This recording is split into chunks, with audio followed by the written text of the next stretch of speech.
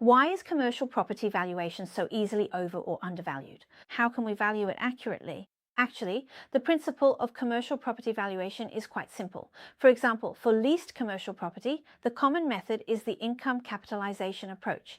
That is, property value equals net rental income divided by the capitalization rate.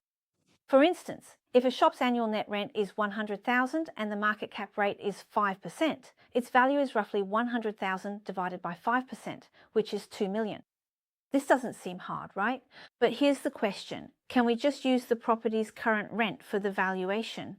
The answer is not necessarily, because in commercial real estate, you often encounter situations where rent is above or below market. If you use the current rent directly for valuation, it's easy to over or undervalue the property. For example, a shop currently has an annual net rent of 110,000 with 2 years left on the lease. However, market rent for a similar type, location and size is actually only 90,000. So we can't simply divide 110,000 by the cap rate, as this rent might not be sustainable long term.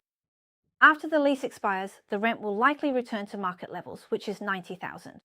So the correct way is step 1, use the market rent of 90,000 divided by the market cap rate to calculate the property's market benchmark value. Step 2 is to separately calculate the portion of the remaining lease that's above market rent. And note, you also need to discount this back to today's value. Therefore, the property's value should be the value based on market rent plus the discounted value of the above market portion. So in summary, commercial property valuation shouldn't just look at current rent, it must look at market rent.